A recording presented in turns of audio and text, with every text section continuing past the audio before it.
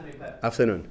Given the amount of games you've had over the past month, how thin the squad's been as well, how welcome is it that you have this full week to prepare for West Bromwich Albion? It was something that we needed. I think that the squad approached January and February knowing that it was going to be a very tough moment, feature-wise.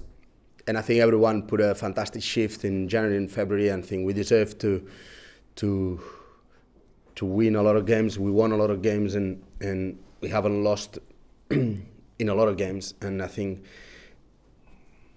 in these 2 months, we put the team into a situation like we are now, 9 games to go, with the team continuously growing, competing very well everywhere, and with a good football that we were working the whole first leg that we could see as well against Reading in the first half, and now we want to keep adding to that, and we want to get to that point that end of the season we have a very strong fundamental to build the squad upon, and I think we've done a fantastic work when it comes to getting the grip of the style that we want to pursue, but as well being competitive. And that came with the cost of having to perform every game and on a very thin squad where the players will be under physical stress. And I think they managed quite all right.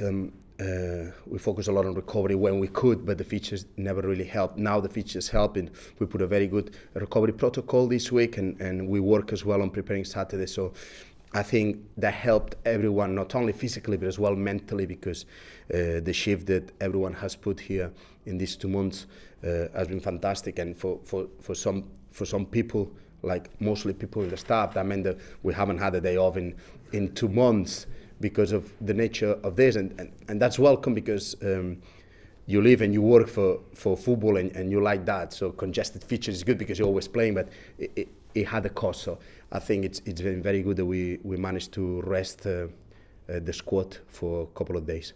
Local derbies are always big occasions come Saturday lunchtime. How much are you looking forward to taking on one of the top sides in West Bromwich Albion?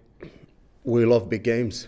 We love big games. We love to play against the best clubs and the best teams, and we've been doing that the whole season, and we've done that as well in the FA Cup, and the team always shows up for their best against the best teams, and at the minute, for the last 2 months, we've been competing very, very well, and I think that game comes in a moment that the squad is confident. We're already a bit disappointed that for the result on Saturday, and now I still think that we should have gotten something from that game if you take account of everything that happened. But the squad is a very good moment, and it's this feeling that we don't have the pressure because the homework is done.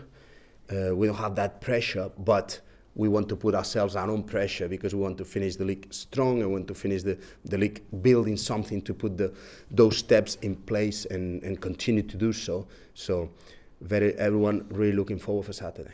I think it's fair to say it deserved more from the fixture back in December when we lost to West Bromwich Albion. So against Leeds the following week, and then Leicester more recently as well. There's no fear in this group whenever you go and play a team higher placed than ourselves. Absolutely, and we said it the whole season. Look, we cannot win every game, but on every game that we played, we had, I think, 2 bad games this season. But we always put all our effort, all our mentality, and everything that we have on the pitch for the fans. I think that's clear. The fans seen that. The fans have appreciated they've been through bad moments this season and came back for the club, and we created that sense of unity now between the team and the fans, and that's a massive bond. Everyone, all our fans know that we're going to go there and we're going to compete, and if the game comes to us, then we got to be at our best, and we know that it's got to be moments that we need to be on top, and we will be on top, and moments that they will be on top, because it's a derby and it's a tough side. But I agree, I think we should have gotten something against them, and they possibly would agree as well themselves, but they had a difference in quality that made them get the 3 points on it was a fantastic game, but not perfect because we didn't get the point. But the difference between the teams was clear there. You mentioned that ruthless finishing from Charlie Austin on the on the day. Does it go to show that when you do face a side that are up there in the automatic spots, you have to be focused for the full 90 minutes? It doesn't take long for the game to be decided. Exactly. You need to be massively clinical, and you need to be very focused on avoiding mistakes. West Brom is the squad, in my opinion, the team that makes less mistakes, together with Nottingham Forest. Nottingham Forest does it avoiding risk. West Brom does it having a fantastic way of combining risk with balance, and they have the quality to do so.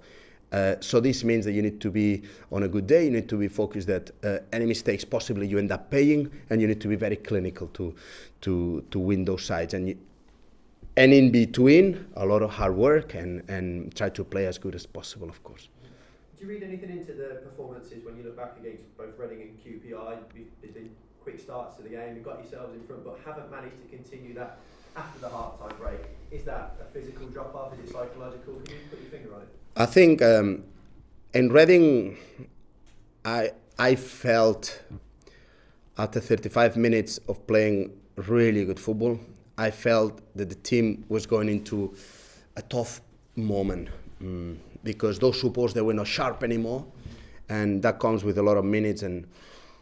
But we have identified really one area that needs massive. We need to think a lot massively on it and make sure that we nail it, because it's a mistake that has avoided us to get the win on Reading and has avoided us to get the 3 points in QPR. We want to correct that, and of course we address it as a staff, and we got to address it with the players tomorrow as well to remind it. And I'm very confident that we're gonna nail this down. But that's what we've done the whole season. I mean, you fix something when it's broken, and as soon as things get broken, then you fix them, and this way you evolve as a team, and you get stronger and stronger. And everyone knows that now we're stronger than in the beginning, and we want to finish stronger. So that's why, despite us being on a safe or on a comfort position, we don't lose our mentality, and we're still searching for weak points that we can turn, and I'm very confident that this point explains the last two games. Mm-hmm. Just on to Michael Kifton-Bell, it's a player who's obviously been out for 10 months. He didn't look out of step in his first start at Leicester. The club announced this week that we've had a trigger another year in his contract. How big a boost is that, both for the club and for Michael Kifton-Bell? I think it's very positive for everyone. I think Michael is very important in the club, in the dressing room, and the way he handled himself during this tough period and managed to get back into a very good level and slowly have a few minutes to find his grip into the games, and now performing. We saw it with Leicester. You can't get in a more difficult game coming from an injury and being thrown, like in front of the Lions for him.